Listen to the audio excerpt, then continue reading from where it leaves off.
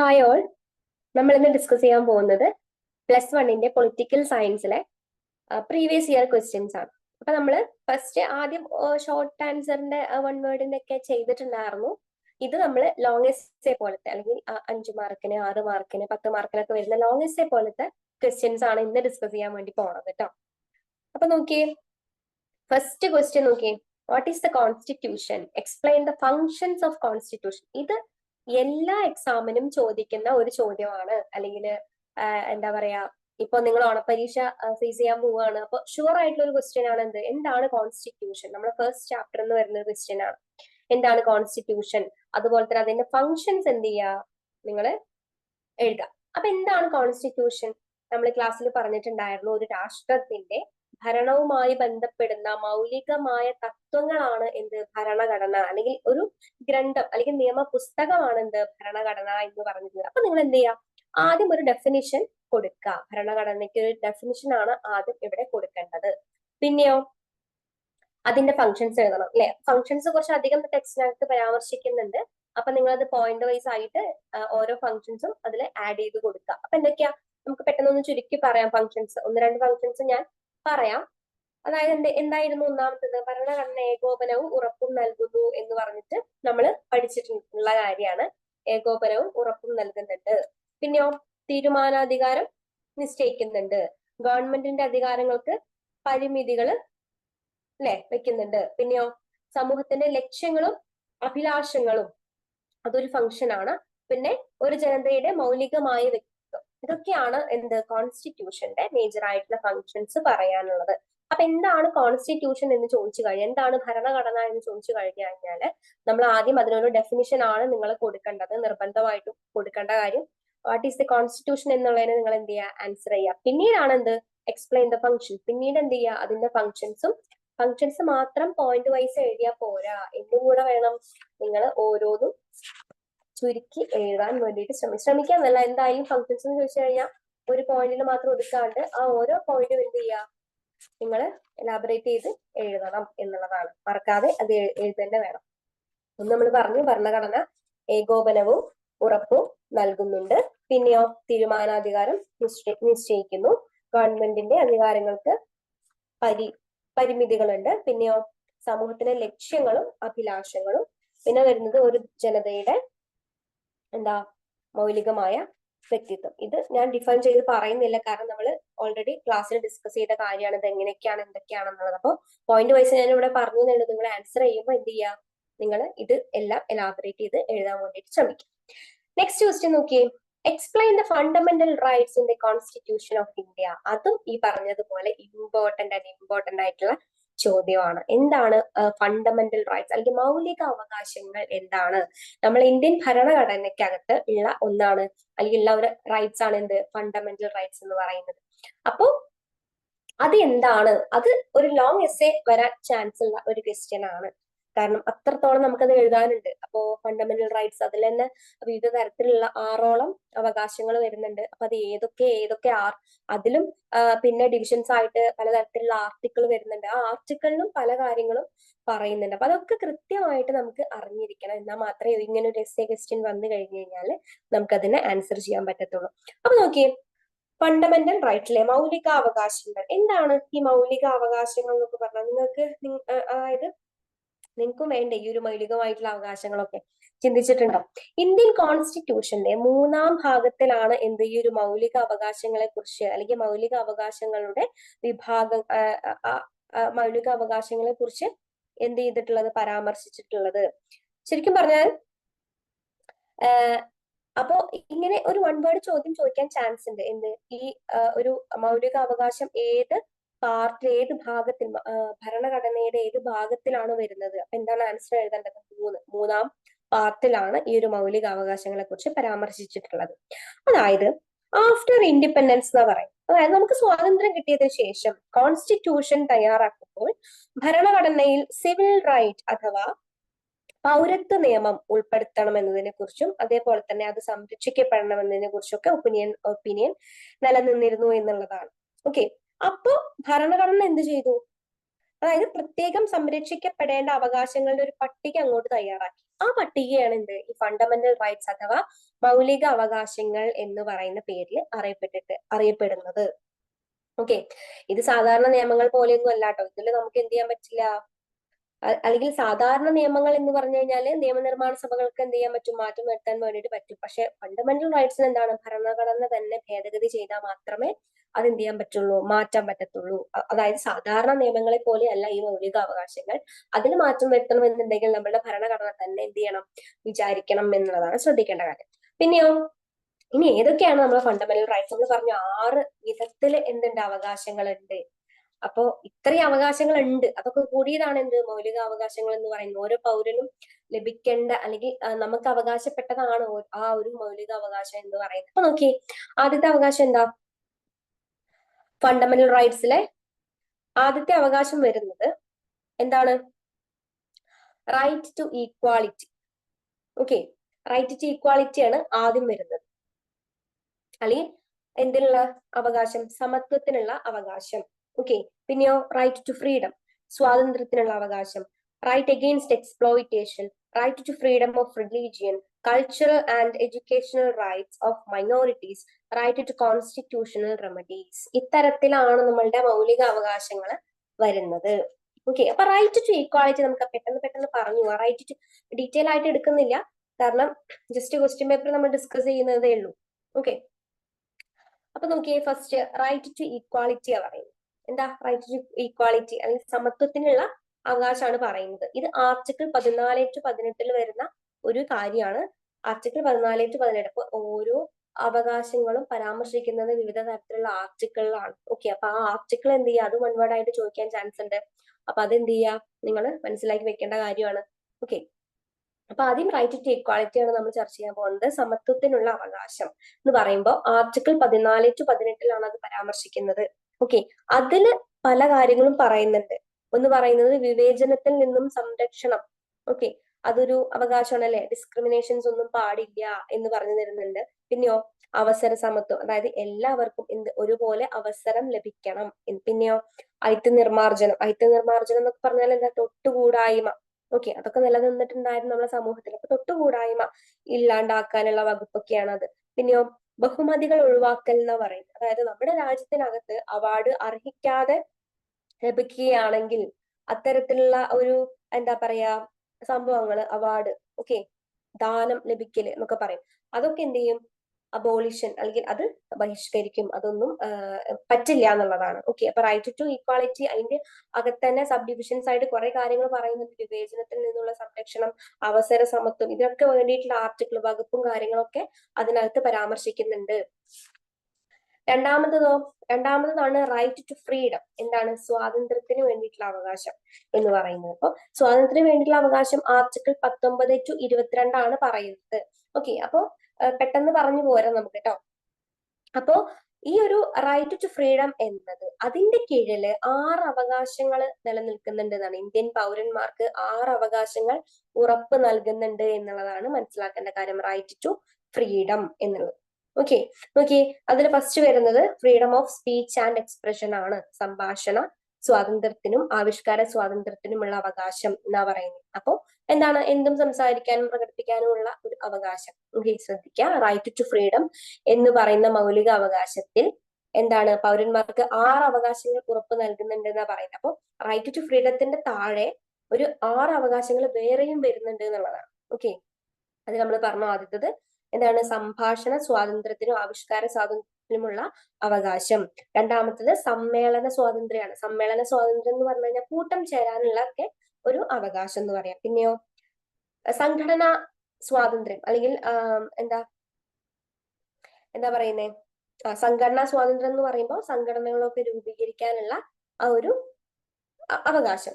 പിന്നെയോ freedom of movement, സഞ്ചാര സ്വാതന്ത്ര്യം. പിന്നെയോ ഫ്രീഡം ഓഫ് റെസിഡൻസ് എന്ന് പറയുന്നത്, പാർപ്പിട സ്വാതന്ത്ര്യം. പിന്നെയോ next freedom of profession, occupation, trade and business. ഇത്തരത്തിലുള്ള 6 ഏതൊക്കെയാ പറഞ്ഞ, ഒന്നാമത്തെ സംഭാഷണ സ്വാതന്ത്ര്യത്തിനും ആവിഷ്കാര സ്വാതന്ത്ര്യത്തിനുമുള്ള അവകാശം, രണ്ടാമത് സമ്മേളന സ്വാതന്ത്ര്യം, മൂന്നാമത് സംഘടനാ സ്വാതന്ത്ര്യം, നാലാമത്തത് സഞ്ചാര സ്വാതന്ത്ര്യം, അഞ്ചാമത്തത് പാർപ്പിട സ്വാതന്ത്ര്യം. ആറാമത്തതോ തൊഴിൽ, വ്യാപാരം, വാണിജ്യം, അതേപോലെ തന്നെ വ്യവസായം എന്നിവയ്ക്കുള്ള സ്വാതന്ത്ര്യം. അപ്പൊ ഇതിനൊക്കെയുള്ള സ്വാതന്ത്ര്യം ഏത് അവകാശത്തിലാണ് വരുന്നത്? ഈ റൈറ്റ് ടു ഫ്രീഡം അതിലാണ് വരുന്നത് എന്നുള്ളതാണ്. ഓക്കെ, അപ്പൊ ഈ 6 നമ്മൾ പറഞ്ഞു. ഈ സ്വാതന്ത്ര്യത്തിനുള്ള അവകാശത്തിൽ തന്നെ 6 അവകാശങ്ങൾ വരുന്നുണ്ട്. അപ്പൊ ഈ ഈ ഈ ഒരു അവകാശങ്ങളിൽ നിന്നും മാറ്റി നിർത്തപ്പെട്ട അല്ലെങ്കിൽ നമ്മൾ എടുത്തു കളഞ്ഞിട്ടുള്ള ഒരു അവകാശമുണ്ട്. ഏതാണെന്നറിയോ? Freedom of property. എന്താണ്? സ്വത്തവകാശം, സ്വത്ത് കൈവശം വെക്കാനുള്ള അവകാശം ഈ 6 ഉൾപ്പെട്ടിട്ടുണ്ടായിരുന്നു മുന്നേ. പക്ഷെ പിന്നീട് അത് എന്ത് ചെയ്തു?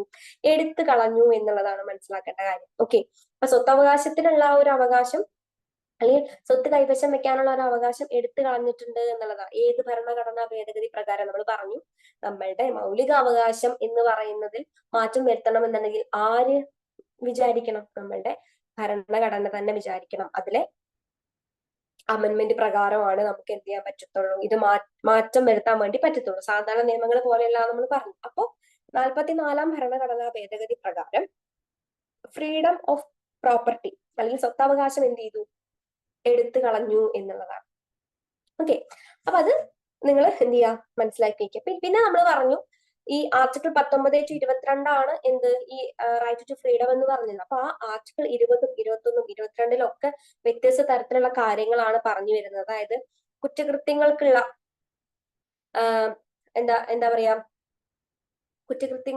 അനാവശ്യമായിട്ടുള്ള കുറ്റകൃത്യങ്ങൾക്കെതിരെയുള്ള അല്ലെങ്കിൽ അനാവശ്യമായിട്ടുള്ള കുറ്റകൃത്യങ്ങൾക്കുള്ള ശിക്ഷക്കെതിരെയുള്ള സംരക്ഷണം എന്നാ പറയുന്നത്. അത് കാരണമില്ലാത്ത ഒരാളെ അറസ്റ്റ് ചെയ്തിട്ട് എന്താ പറയാ ചെയ്യാൻ പാടില്ല, അല്ലെങ്കിൽ തെളിവുകൾ ഇല്ലാണ്ട് ആരെയും അറസ്റ്റ് ചെയ്യാനോ ശിക്ഷിക്കാനോ പാടില്ല എന്ന് പറയുന്നുണ്ട് അതില്. പിന്നെയോ വ്യക്തി സ്വാതന്ത്ര്യവും ജീവിത സ്വാതന്ത്ര്യവും. അതായത് തോന്നിയ മട്ടിൽ എന്താണ്, ഒരാളെയും ശിക്ഷിക്കാൻ പാടില്ല, ജയിലിടാൻ പാടില്ല, സാധ്യമല്ല അത്.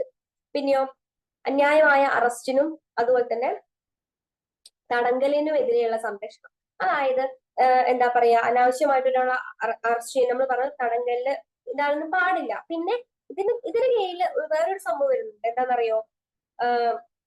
കരുതൽ തടങ്കൽ, അങ്ങനെ ഒരു നടപടി വരുന്നുണ്ട്. അതായത് കുറ്റം ചെയ്യുന്നതിൽ നിന്നും തടയുക എന്നുള്ള ആ ഒരു ലക്ഷ്യത്തോട് കൂടിയിട്ടാണ് ആ ഒരു സംഭവം. ഓക്കെ, അതായത് മുൻകരുതൽ എടുക്കുക. അതായത് ഇപ്പോ ആക്രമണത്തിന് സാധ്യത ഉണ്ട് എന്ന് അറിഞ്ഞു കഴിയുമ്പോൾ ചില ആളുകളെ നമ്മൾ എന്ത് ചെയ്യാറുണ്ട്?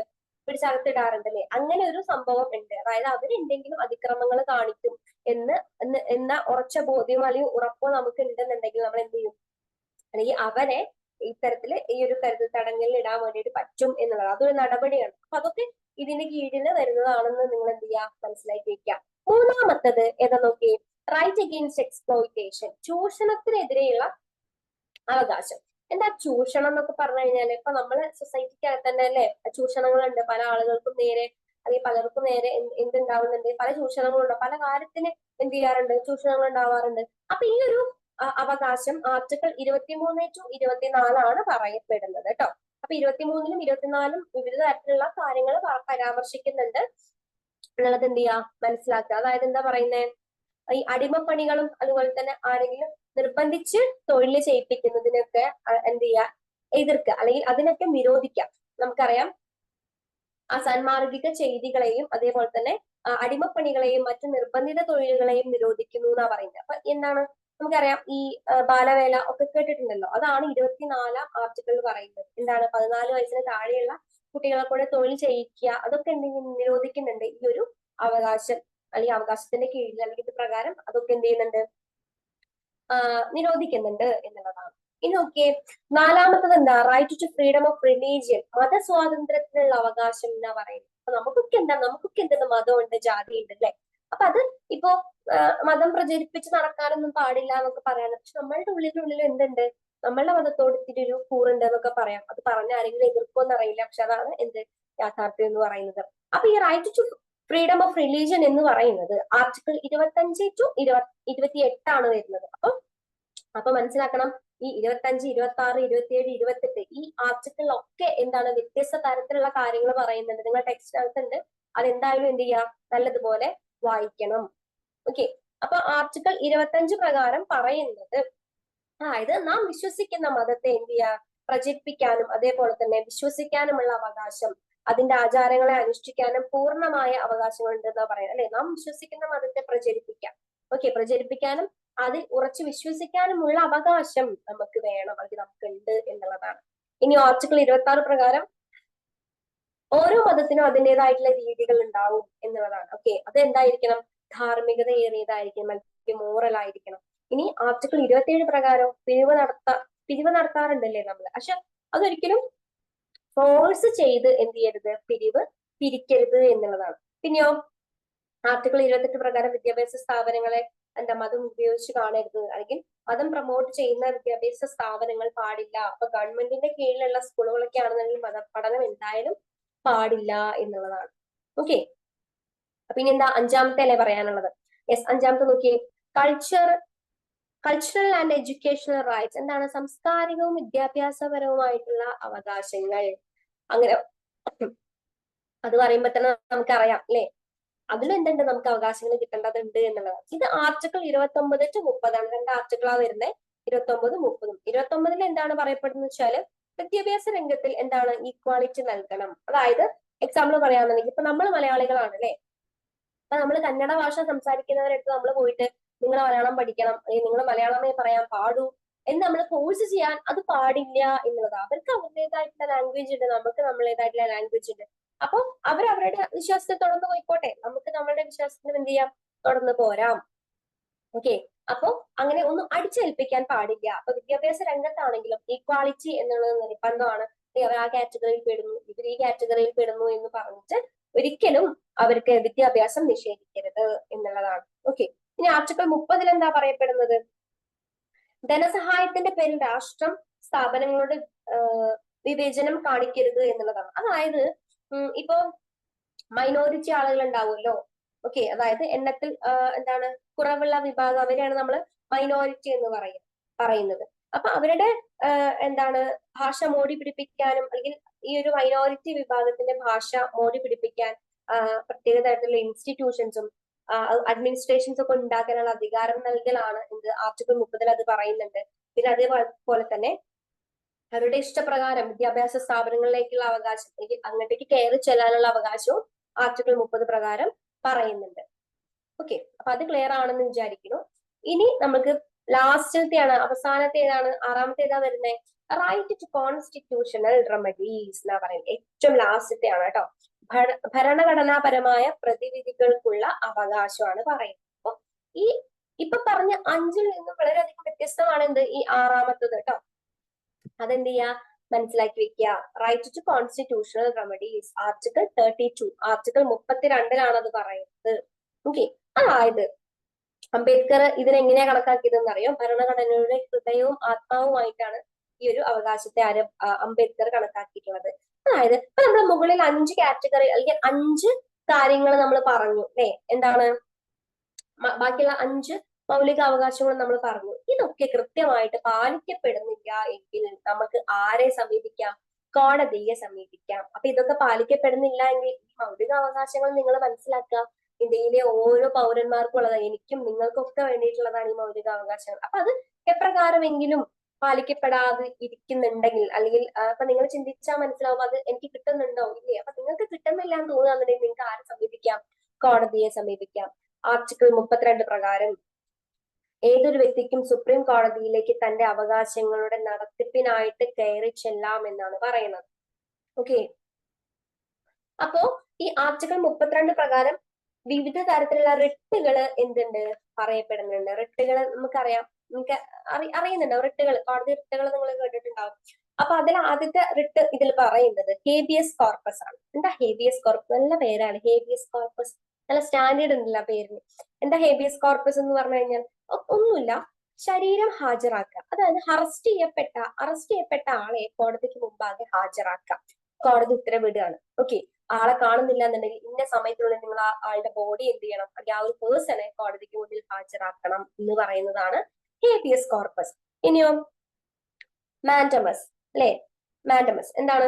മാൻഡമസ് അധികാര പരിധിയിൽ പെടുന്ന കാര്യം നടത്താൻ അതിന് നിയമപരമായ ബാധ്യസ്ഥനായ സർക്കാർ ഉദ്യോഗസ്ഥർ തയ്യാറാവുന്നില്ലെങ്കിൽ, അതായത് ഇപ്പൊ പറയാന്നുണ്ടെങ്കിൽ നമുക്കിപ്പോ ഒരു ആവശ്യം വേണം, നമുക്കിപ്പോ ഒരു കാര്യം നേടണം, അപ്പൊ നമ്മൾ സർക്കാർ ഉദ്യോഗസ്ഥരെ സമീപിക്കുകയാണ്, അവരത് വേണ്ട വിധത്തിൽ അവർ കൈകാര്യം ചെയ്യുന്നില്ല എന്നുണ്ടെങ്കിൽ, അവരതിന് തയ്യാറാവുന്നില്ല എന്നുണ്ടെങ്കിൽ അപ്പൊ നമ്മളെ സ്വകാര്യ അവകാശങ്ങൾ അവിടെ എന്താണ് തടസ്സപ്പെടുക ചെയ്യുന്നത്. അപ്പൊ നമുക്ക് എന്ത് ചെയ്യാം, കോടതിയെ സമീപിക്കാം. അങ്ങനെ അത് കോടതി ബോധ്യപ്പെട്ട് നൽകുന്ന ഒരു കൽപ്പനയാണ്. അല്ലെങ്കിൽ ഇപ്പൊ നിങ്ങൾക്ക് എന്തെങ്കിലും ഒരു ആവശ്യത്തിന് വേണ്ടി എന്താണ് വില്ലേജ് ഓഫീസർ അല്ലെങ്കിൽ എവിടെയെങ്കിലും പോയി ചെന്ന് കഴിഞ്ഞു കഴിഞ്ഞാൽ അവിടുത്തെ സർക്കാർ ഉദ്യോഗസ്ഥർ കൈമലർത്തുകയാണ്, അവർ ചെയ്യുന്നില്ല. അപ്പൊ നമ്മളുടെ സ്വകാര്യ ആവശ്യം നമുക്ക് നിഷേധിക്കപ്പെടുകയാണ് അല്ലെ. അപ്പൊ നമ്മളത് കോടതിയെ സമീപിക്കും. കോടതി എന്നിട്ട് എന്ത് ചെയ്യും, കോടതി അതൊക്കെ ബോധ്യപ്പെട്ട് ഒരു സംഭവം എന്ത് ചെയ്യും, ഇങ്ങോട്ടും തിരിച്ചും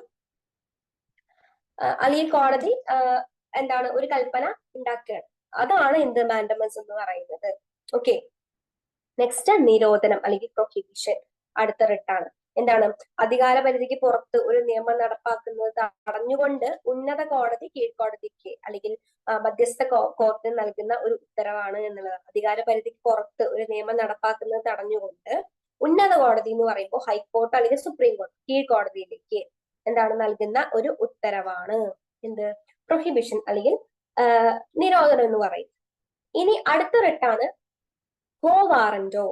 കോ വാറന്റോ എന്താണ്, ഒരു സർക്കാർ ഉദ്യോഗസ്ഥൻ അയാളുടെ ആ സ്ഥാനത്തിന് അർഹനല്ല എന്ന് കോർട്ടിന് അല്ലെങ്കിൽ കോടതിക്ക് ബോധ്യപ്പെടുന്ന പക്ഷം അയാൾ ആ സ്ഥാനത്ത് കാര്യനിർവഹണം നടത്തുന്നതിന് ഈ ഉത്തരവ് പുറപ്പെടുവിക്കുന്നു എന്നുള്ളതാണ്.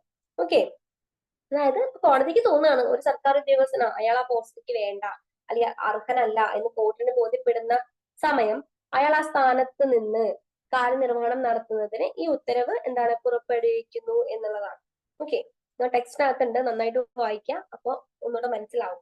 ഇനി ലാസ്റ്റിലത്തെ വരുന്നത് സെൻഷ്യോററി ആണ് കേട്ടോ. സെൻഷ്യോററി അതും ഒരു റിട്ടാണ്, ലാസ്റ്റ് പരാമർശിക്കുന്ന റിട്ടാണ്. എന്താണത്, കീഴ്ക്കോടതിയോടോ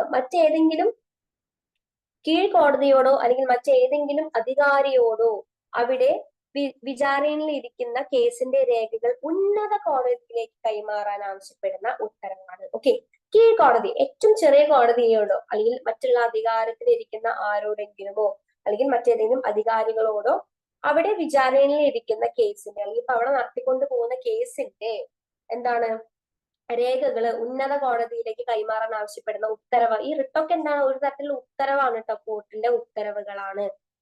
ഓക്കെ, അപ്പൊ എത്രയാണ് ഫണ്ടമെന്റൽ റൈറ്റ്സിൽ പറയാനുള്ളത്. ഫണ്ടമെന്റൽ റൈറ്റ്സ് എന്നൊരു ക്വസ്റ്റ്യൻ കണ്ടു കഴിഞ്ഞാൽ മക്കളെ നിങ്ങൾ കംപ്ലീറ്റ് എഴുതണം. അതായത് ഈ 6 അവകാശങ്ങൾ മാത്രം എഴുതി വെച്ചതുകൊണ്ട് കാര്യമില്ല. എക്സ്പ്ലെയിൻ ദ ഫണ്ടമെന്റൽ റൈറ്റ്സ് എന്നാ പറയുന്നത്. അപ്പൊ ഓരോ മൗലിക അവകാശങ്ങളും നിങ്ങൾ എന്ത് ചെയ്യുക, 6 എണ്ണം ഉണ്ടെങ്കിൽ ഈ 6 എണ്ണം നിങ്ങൾ എന്ത് ചെയ്യണം, വിശദമായിട്ട് എഴുതണം. വിശദമായിട്ട് എഴുതുക എന്ന് പറയുമ്പോൾ ഇപ്പോ ഏതെങ്കിലും റൈറ്റ് എഴുതി അതിനെക്കുറിച്ച് എഴുതി വെക്കലല്ല ഇതോട് ഉദ്ദേശിക്കുന്നത്. അതായത് ഓരോ റൈറ്റിന്റെ കീഴിലും ആർട്ടിക്കിൾ ഉണ്ട്. ഇപ്പോ 29-30 അല്ലെങ്കിൽ ഇപ്പോ നമ്മൾ പറഞ്ഞു 23-24 ഒക്കെയാണ് ആർട്ടിക്കിൾ എന്നുണ്ടെങ്കിൽ ആ 23-24 ആ 2 ആർട്ടിക്കിളിലും എന്തൊക്കെ പരാമർശിക്കുന്നു എന്നുള്ളത് കൃത്യമായിട്ട് നിങ്ങൾ എന്ത് ചെയ്യണം, എഴുതണം. ഒത്തിരി ബുദ്ധിമുട്ടുള്ള കാര്യമാണ്. കാരണം അങ്ങോട്ടും ഇങ്ങോട്ടും ഒക്കെ മാറാൻ ചാൻസ് ഉണ്ട്. ആർട്ടിക്കിളും എന്താ പറയാ ഈ അവകാശങ്ങളൊക്കെ മാറാൻ ചാൻസ് ഉണ്ട്. പക്ഷെ എന്നിരുന്നാലും നിങ്ങൾ എന്ത് ചെയ്യാം, ഒരു ഷോർട്ട് നോട്ടൊക്കെ ഉണ്ടാക്കിയിട്ട് നല്ല ഭംഗിയായിട്ട് വൃത്തിയായിട്ട് എഴുതിയിട്ട് എന്ത് ചെയ്യുക, ഓരോന്നിന്റെ കീഴിൽ നല്ല ഓരോ സെപ്പറേറ്റ് ആക്കിയിട്ടൊക്കെ എഴുതിയിട്ട് എങ്ങനെയാണ് നിങ്ങൾക്ക് പഠിക്കാൻ സൗകര്യം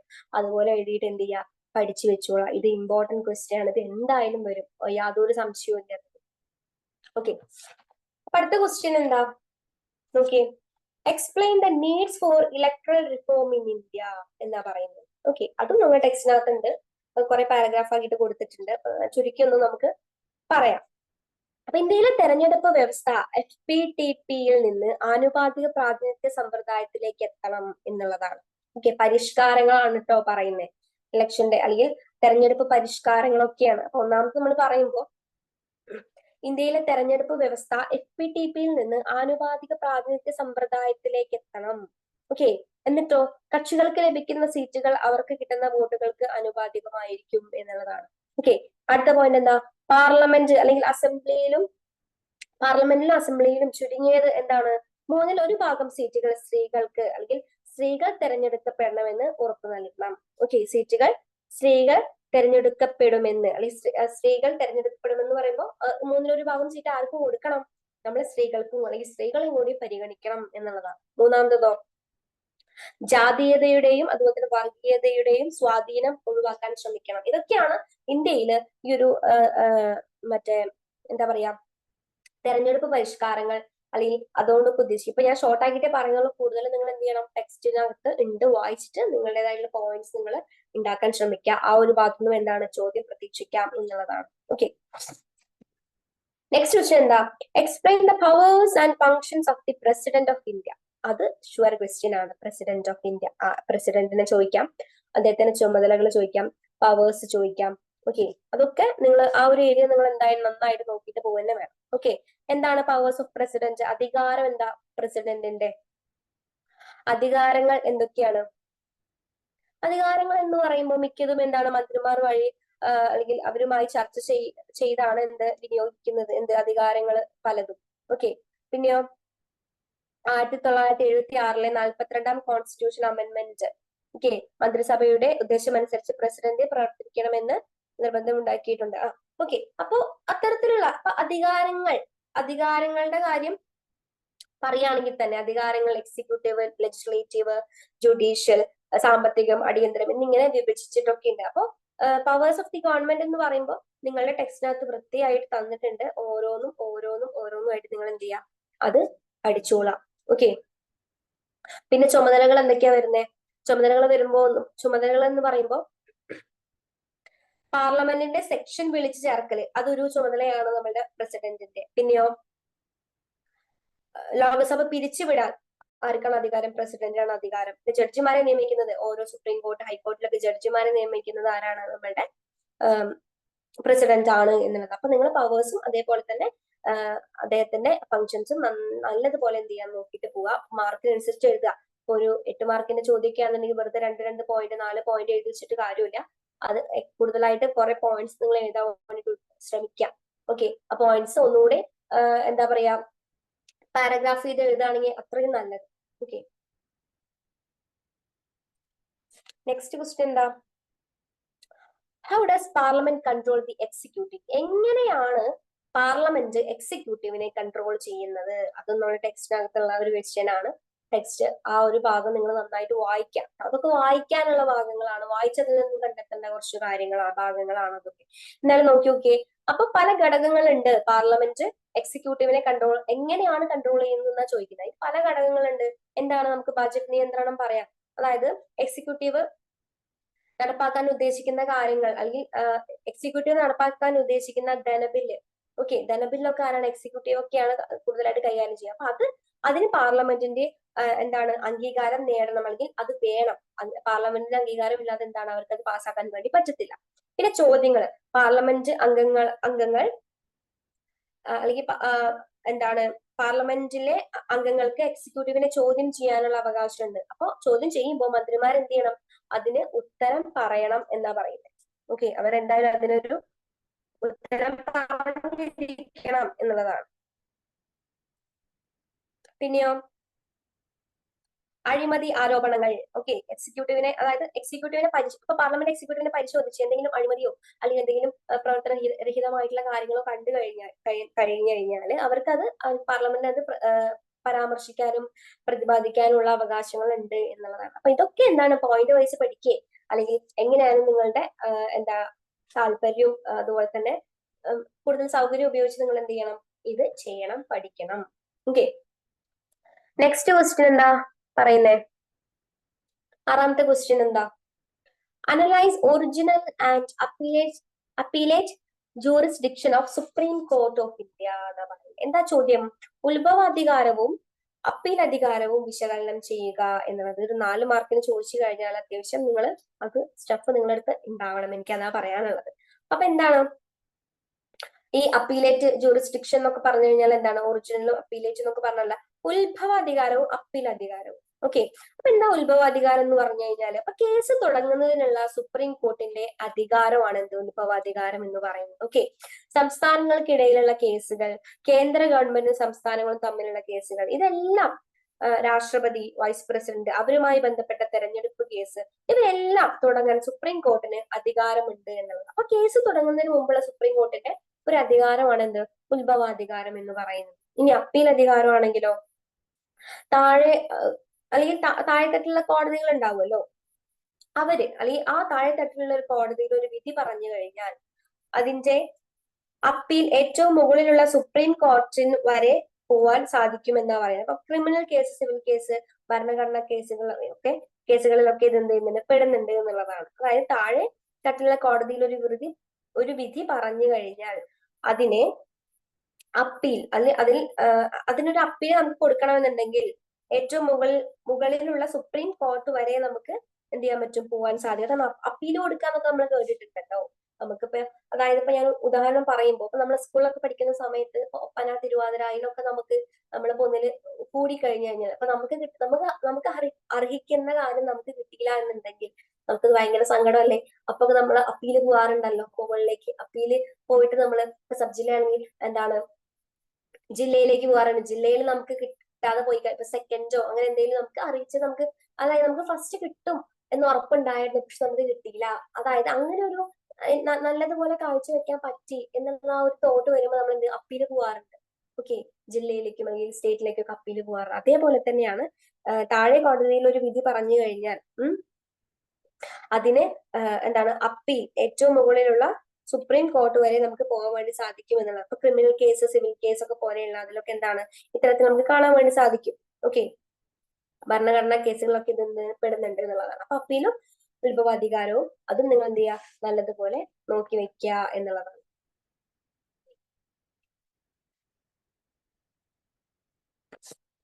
നെക്സ്റ്റ് ക്വസ്റ്റ്യൻ എന്താ, rights and responsibilities are interrelated in nature. Evaluate the relationship between right and responsibilities. എന്താണ് റൈറ്റ് ആൻഡ് റെസ്പോൺസിബിലിറ്റീസ്? എന്താ, അവകാശങ്ങളും ഉത്തരവാദിത്തങ്ങളും പരസ്പര ബന്ധിതമാണ്. അവരുടെ ബന്ധം എന്ത് ചെയ്യുക, വിശദമാക്കാനാ പറഞ്ഞിട്ടുള്ളത്. ഓക്കെ, അപ്പൊ എന്താണ് റൈറ്റും അതുപോലെ തന്നെ ഈ റെസ്പോൺസിബിലിറ്റി എന്താ, അല്ലെങ്കിൽ ഡ്യൂട്ടീസ് എന്താണെന്നുള്ളത് നിങ്ങൾ സെപ്പറേറ്റ് ചെയ്ത് അതിന് ഡെഫിനേഷൻ കൊടുക്കണം എന്നുള്ളതാണ്.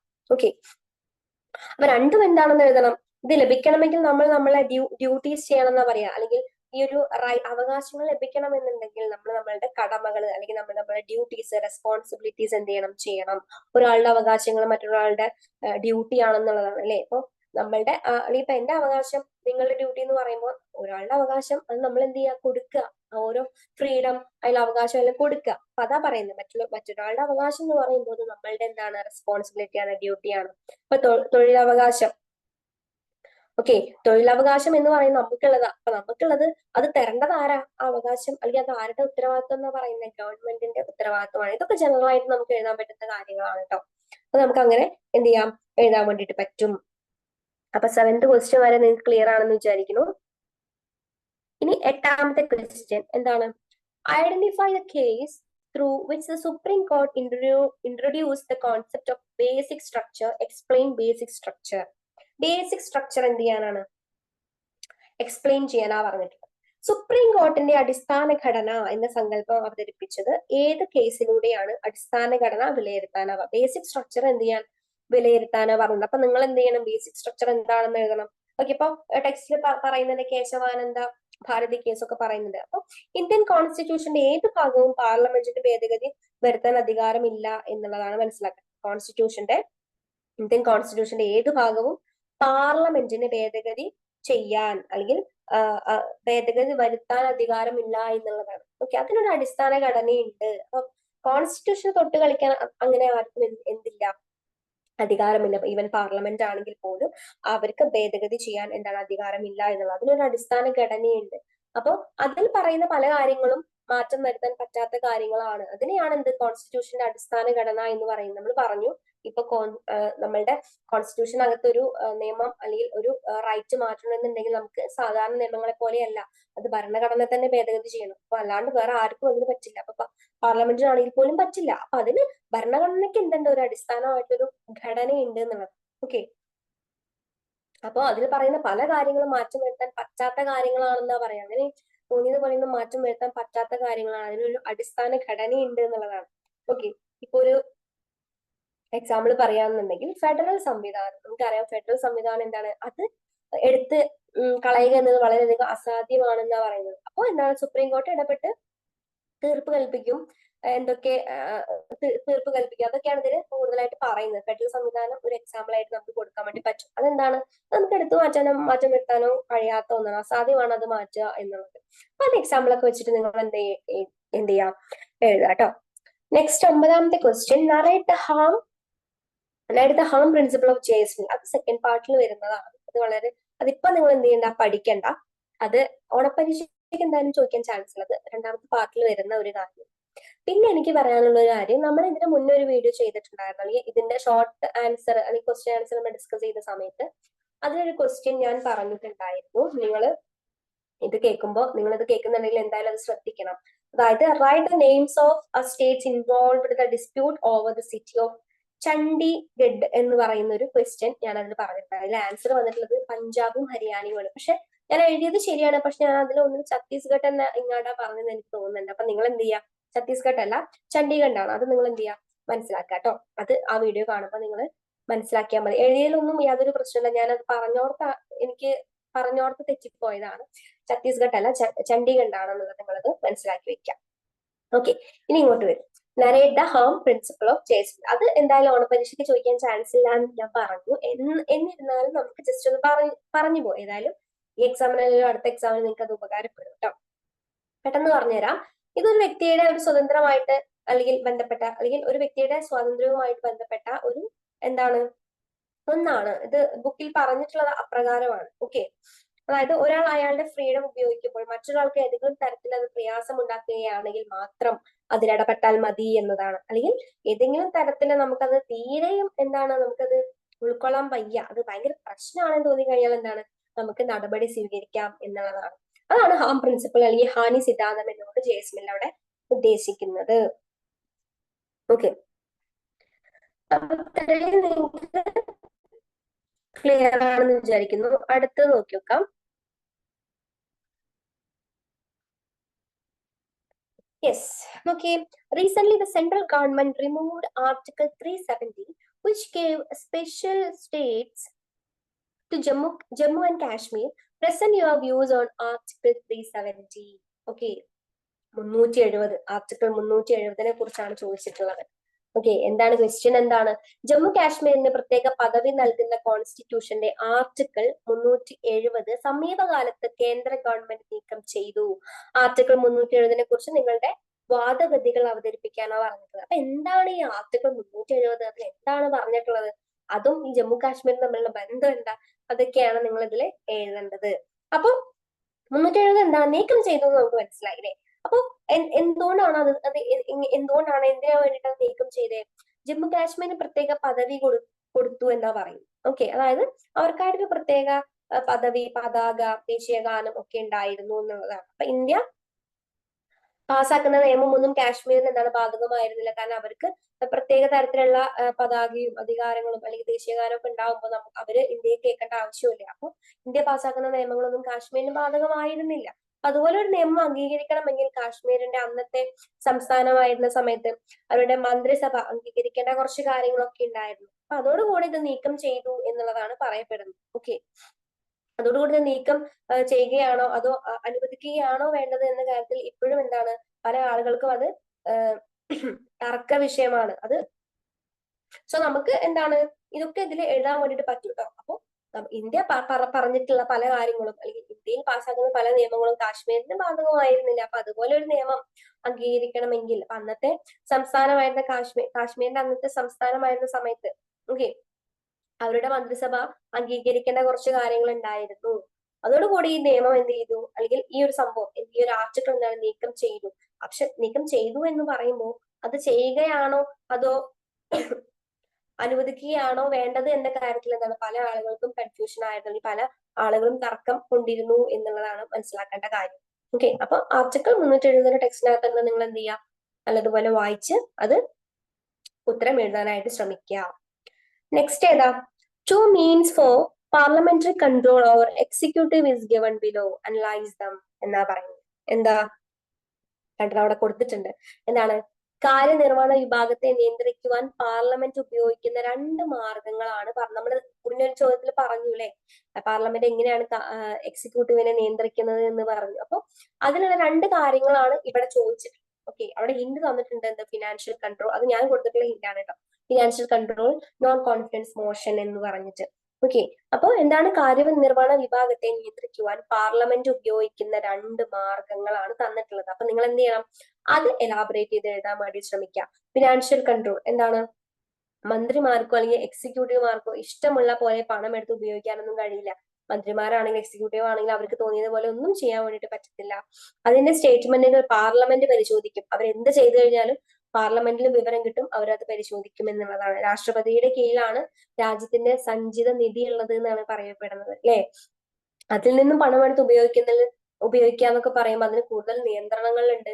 ഓക്കെ, അപ്പൊ ആ ഒരു നിയന്ത്രണങ്ങളിലൊക്കെ എന്താണ്, അല്ലെങ്കിൽ ആ ഒരു നിയന്ത്രണങ്ങളൊക്കെ പരിശോധിക്കപ്പെടും. അവരെന്ത് ചെയ്തു കഴിഞ്ഞാലും അവർക്ക് അങ്ങനെ കള്ളത്തരങ്ങളൊന്നും ചെയ്യാൻ പറ്റില്ല. അതെന്ത് ചെയ്യും, പാർലമെന്റ് അത് എന്തായാലും പരിശോധിച്ചിട്ട് അത് ബാക്കിയുള്ള കാര്യങ്ങളൊക്കെ അതാണ് ഫിനാൻഷ്യൽ കൺട്രോൾ. അതായത് ഫിനാൻഷ്യൽ ആയിട്ട് അങ്ങനെയാണ് പാർലമെന്റ് എക്സിക്യൂട്ടീവിനെ കൺട്രോൾ ചെയ്യുന്നത് എന്നുള്ളതാണ്. അവർക്ക് തോന്നിയ പോലെ ഒന്നും പറ്റില്ല.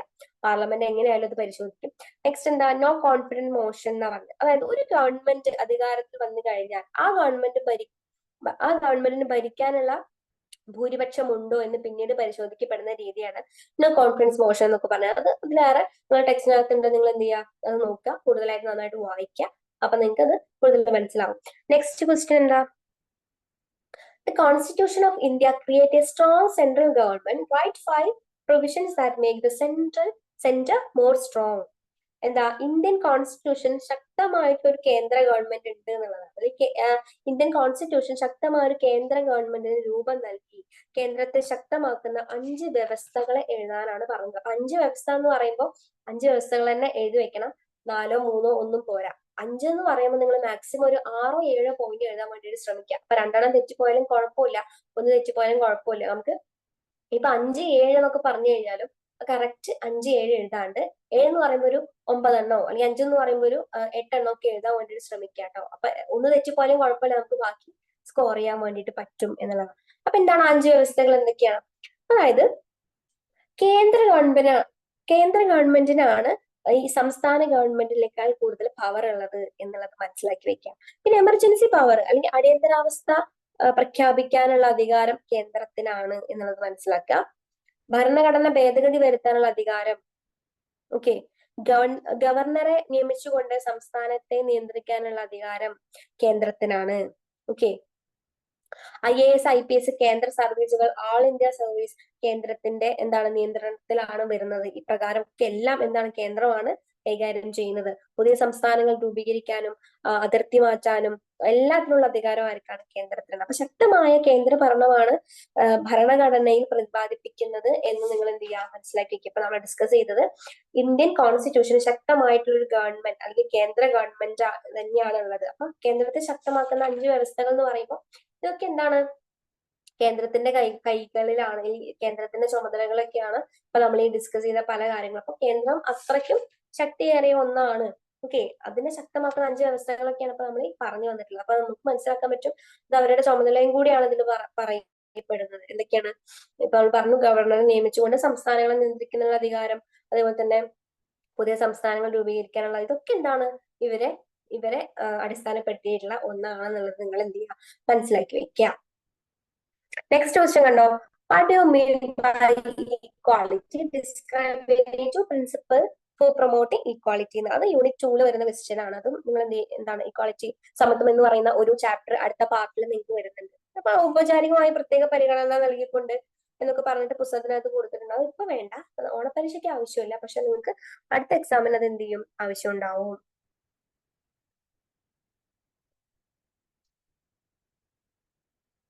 അടുത്തെന്താ, മുകളിൽ വരണുണ്ടോ? ഓക്കെ, എന്താണ് 14ാമത്തെ question, the judiciary in India independent in nature, evaluate the factors that make judiciary independent എന്നാ ചോദിക്കുന്നത്. എന്താണ്, ഇന്ത്യയിലെ നീതിന്യായ വിഭാഗം ഒരു സ്വതന്ത്ര സ്ഥാപനമാണ് എന്നുള്ളത്. നീതിന്യായ വിഭാഗത്തെ സ്വതന്ത്രമാക്കുന്ന ഘടകങ്ങൾ, ഇതൊക്കെ ഇമ്പോർട്ടന്റ് ക്വസ്റ്റ്യൻസ് ആണ് കേട്ടോ. നിങ്ങൾ നന്നായിട്ട് മനസ്സിലാക്കുക.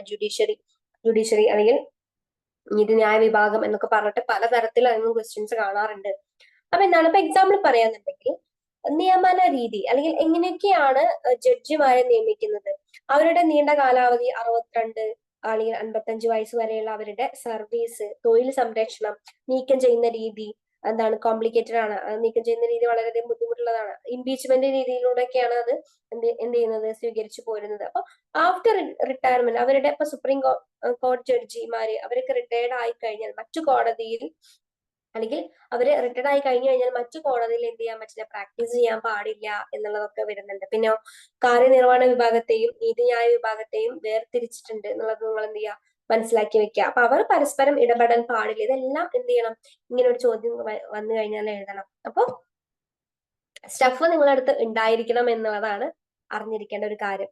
ഓക്കെ, നിയമന രീതി എക്സാമ്പിൾ വെച്ചിട്ട് എഴുതാൻ വേണ്ടിയിട്ട് പറ്റും. പിന്നെ കാര്യനിർവഹണ വിഭാഗം ആയാലും നീതിന്യായ വിഭാഗം ആയാലും അവരൊക്കെ എന്താണ് പരസ്പരം വേർതിരിച്ചിട്ടുണ്ട് എന്നുള്ളതാണ്. പിന്നെയോ ഇപ്പൊ തൊഴിൽ സംരക്ഷണം നീക്കം ചെയ്യുന്ന രീതി, അതൊക്കെ എന്താണ് ഭയങ്കര കോംപ്ലിക്കേറ്റഡ് ആണ്. ഇംപീച്ച്മെന്റ് ഇല്ലാണ്ടൊന്നും, അല്ലെങ്കിൽ ആ ഒരു രീതിയിലാണ് അത് സ്വീകരിക്കുന്നത് എന്നുള്ളതാണ്. ഓക്കെ, അപ്പൊ അതും നിങ്ങൾ എന്ത് ചെയ്യുക, മനസ്സിലാക്കി വെക്കുക.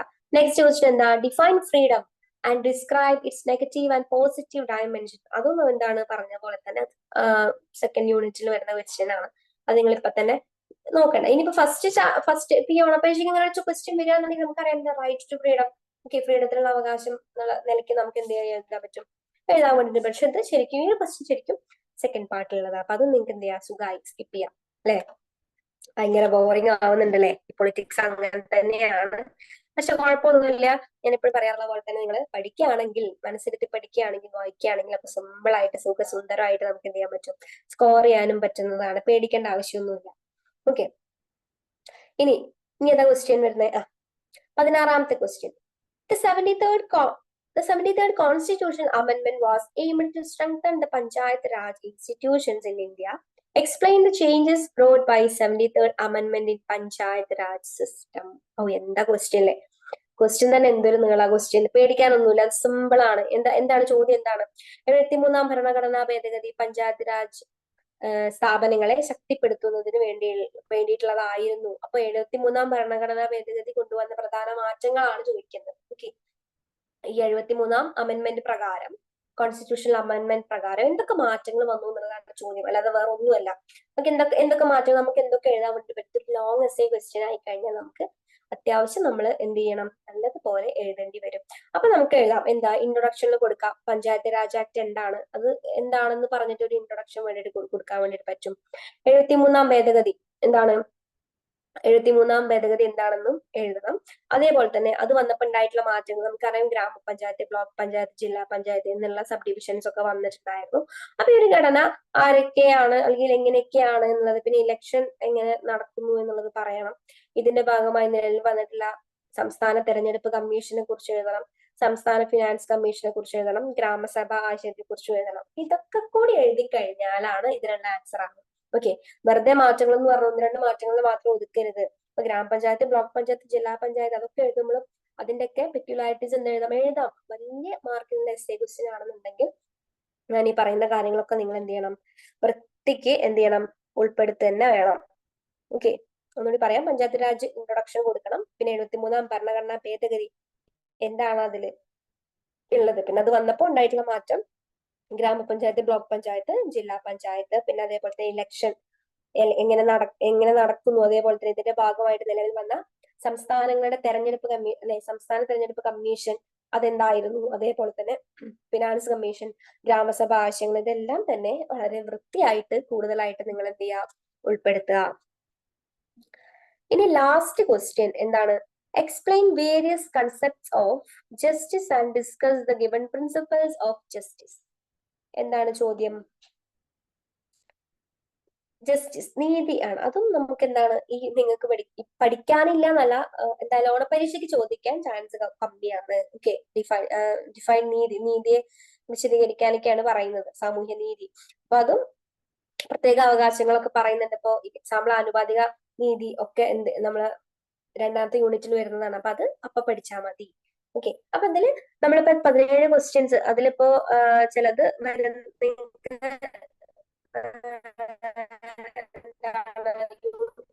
നിന്നാണ് വന്നിട്ടുള്ളത്. അപ്പൊ അത് ഒന്നുമല്ല, ഫസ്റ്റത്തെ എന്തായാലും ഒരു 7 ക്വസ്റ്റ്യൻ എന്തായാലും ഇമ്പോർട്ടന്റ് ആണ് എന്നുള്ളതാണ് മനസ്സിലാക്കി വെക്കേണ്ടത്. 7 ക്വസ്റ്റ്യൻ എന്തായാലും ഇമ്പോർട്ടന്റ് ആണ്, നിങ്ങൾ അത് എന്ത് ചെയ്യുക, നല്ലതുപോലെ നോക്കുക. പിന്നെ എനിക്ക് എപ്പോഴും നമ്മൾ ആദ്യം ഡിസ്കസ് ചെയ്തിട്ടുണ്ടായിരുന്നു എന്ത്, ഈ ഷോർട്ട് എസ്സേ ക്വസ്റ്റ്യൻ ആൻസർ നമ്മൾ ഡിസ്കസ് ചെയ്തു. ഇത് ലോങ് എസ്സേ, അതായത് ഒരു 4, 8 അങ്ങനത്തെ മാർക്ക്, അല്ലെങ്കിൽ ലോങ് എസ്സേ പോലത്തെ പിന്നെ പാരഗ്രാഫ് വൈസ് ചോദിക്കാൻ ചാൻസ് ഉള്ള ക്വസ്റ്റ്യൻസ് ആണ്. ഈ മൗലികാവകാശങ്ങളും അതേപോലെ തന്നെ ഈ നമ്മുടെ ഫണ്ടമെന്റൽ റൈറ്റ്സും കോൺസ്റ്റിറ്റ്യൂഷനും ഒക്കെ പാർലമെന്റ്, അതുപോലെ തന്നെ പ്രസിഡന്റ് ഒക്കെ എന്തായാലും ഇമ്പോർട്ടന്റ് ചോദ്യങ്ങളാണ്. പിന്നെ എനിക്ക് എപ്പോഴും പറയാനുള്ള പോലെ തന്നെ നിങ്ങൾ ചോദ്യത്തിനനുസരിച്ച് എന്ത് ചെയ്യുക, ഉത്തരം എഴുതുക.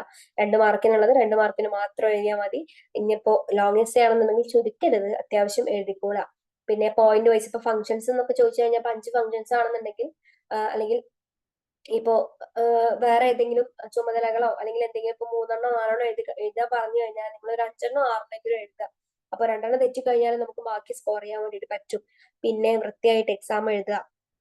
ഇനിയുണ്ട് പ്രീവിയസ് ക്വസ്റ്റ്യൻസ് നമ്മൾ ഇനിയും ഡിസ്കസ് ചെയ്യുന്നതാണ്.